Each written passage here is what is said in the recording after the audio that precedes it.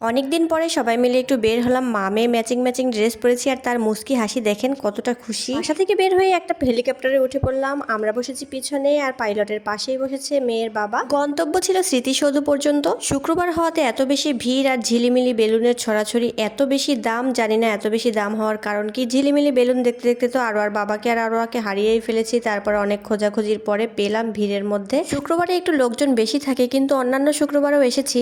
এই দিন কেননা জানিয়ে অনেক বেশি লোক ছিল। জায়গাটা অনেক বেশি বড় হয় বোঝা যাচ্ছে না, এত মানুষ ছিল এখানে। কোথাও দাঁড়িয়ে একটা ছবি তোলার বা বসার ওই রকম জায়গা ছিল না। একটা একটু ফাঁকা জায়গা পেয়ে আর বাবা আরোয়াকে নিতে নিতে ক্লান্ত হয়ে গেছে, সে বসেই পড়েছে। আর আমি হাঁটতে হাঁটতে কাদার মধ্যে ডুবে গিয়েছিলাম। হাঁটতে হাঁটতে বুঝতেই পারিনি এখানে কাদা ছিল, হুট করে পাটা কাদার মধ্যে ডুবে গিয়েছে। তারপর যতখানি সময় হেঁটেছি খুব বিরক্ত লেগেছে, পাটা ভেজা ভেজা ছিল, কিন্তু কিচ্ছু করার ছিল না। যতটুকু ঘাসের মধ্যে মোছা যায় ওভাবে মুছে টুছেই পায়ে দিয়ে তারপর আবার চলা শুরু করলাম। আর আরোয়ার জন্যই এখানে আসা, কিন্তু ও কেন জানি প্রথমে হাঁটতেই চায়নি। একদম প্রথমে ফুপির কোলে, বাবার কোলে, আমার কোলে এভাবে করে ঘুরতেই ছিল, একদম হাঁটতে চাচ্ছিল না। পরে আবার মজা পেয়েছে। হাঁটতে হাঁটতে ভাবলাম একটু ভিতরের দিকে যাই, তাহলে যদি একটু ভিড়টা কম হয়। যতই ভিতরের দিকে যাচ্ছি ততই আরো ভিড় বাড়ছে।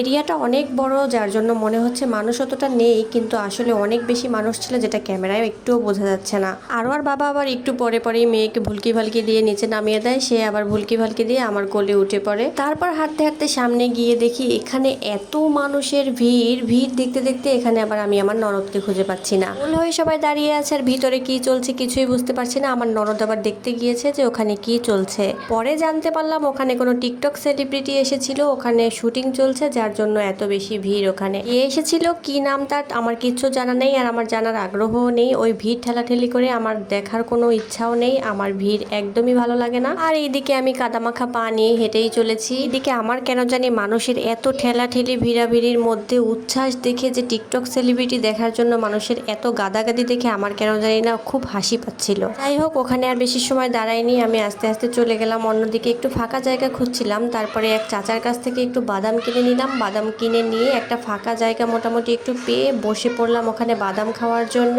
সামনেই বড় একটা পুকুর ছিল আর সাইড দিয়ে রাস্তা, সেই রাস্তার মধ্যে সাইডে আমরা বসে পড়েছি, বসে বাদাম খাচ্ছি। আর এখানে অনেক সুন্দর শাপলা ফুল ফুটেছিল আর হাঁসগুলো সাঁতার কাটছিল, দেখতে বেশ ভালোই লাগছিল। আর আমি আমার মেয়েকে বাদাম ছিলে ছিলে দিচ্ছিলাম। আর আমার ভাগ্যের কথা কি বলবো, সবসময় পচা বাদামগুলোই উঠে আসে আমার হাতে, সেটাই দেখাচ্ছিলাম আর বাবাকে। আবার বাদাম বেশ পছন্দ করে। সব জায়গায় সে তার পানির পটটাকে এভাবে আগলে আগলে রাখে, কারণ সে কারো গ্লাস পট বোতলে পানি খেতে পারে না। স্মৃতিসৌধে এসেছি ঠিকই, কিন্তু স্মৃতিসৌধের ভিতরে এসে এই মিনারের কাছ পর্যন্ত পৌঁছানোর সৌভাগ্য আর হয়নি, এত বেশি ভিড় ছিল। আর বাবা বলছিল বাঙালি পারলে তো এই মিনারের মাথার উপরে উঠে ছবি তুলবে। 5টা বাজলে এখান থেকে আবার লোকজন বের করে দেওয়া শুরু করে। আমাদের মোটামুটি ঘোরাফেরা হয়ে গিয়েছে, তাই আমরা আগে আগেই রওনা হয়ে গেছি বের হওয়ার জন্য। হাঁটতে হাঁটতে হুট করে দেখি আরোয়া কেন জানি রাগ করে বসেছে। কেন কি জন্য সেটা কিছুই বলছে না, তাই একটুখানি রাগ ভাঙানোর চেষ্টা করছিলাম। তারপর বলেন তো, আমাদের এই মামের ম্যাচিং ড্রেসে আমাদের কেমন লাগছিল। এদিকে প্রায় সন্ধ্যা নেমে এসেছে আর লোকজন বের করে দেওয়ারও সময় হয়ে গিয়েছে, কিন্তু আরো এখন বাসায় যাওয়ার জন্য একদম নারাজ। এখন এখানে খেলাধুলা করবে, সেই জন্য মতলবি করে। দেখেন খালি মানুষ, 2-3 ঘন্টা ধরে খালি মানুষ বের হচ্ছে, কিন্তু ভিতরের মানুষ একটুকু কমছে না।